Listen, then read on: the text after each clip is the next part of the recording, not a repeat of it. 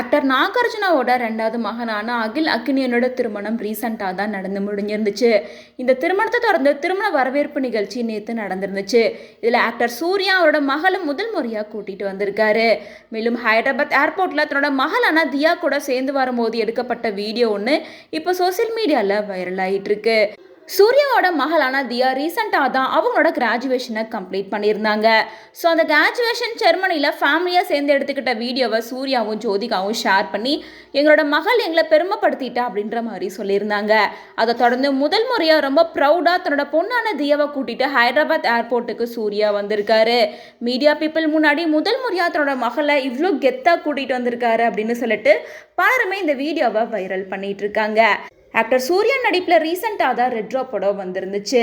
Retro படத்தை தொடர்ந்து சூர்யா 46 படத்தில் சூர்யா செம்ம பிஸியாக நடிச்சிட்டு இருக்காரு. மேலும் சூர்யா 46ஓட பூஜையெல்லாம் கூட ரீசெண்டாக தான் கம்ப்ளீட் பண்ணியிருந்தாங்க. டைரக்டர் வெங்கட் அட்லூரி தான் இந்த படத்தை டைரக்ஷன் பண்ண இருக்காரு. அப்படிங்கிறனால இப்போ நடந்து முடிஞ்ச நாகார்ஜுனாவோட மகனான அகில் அக்கினியோட ரிசப்ஷனில் கலந்துக்கிறதுக்காக 2 பேரும் ஒன்றா வந்திருக்காங்க. அப்போ எடுக்கப்பட்ட பிக்சர் கூட இப்போ சோசியல் மீடியாவில் வைரல் ஆகிட்டு இருக்கு. ஆக்டர் சூர்யா, வெங்கட் அக்லூரியை தொடர்ந்து தெலுங்கு சினிமா பிரபலங்கள் பலருமே இந்த ரிசப்ஷன் ஃபங்க்ஷனில் கலந்துக்கிட்டாங்க.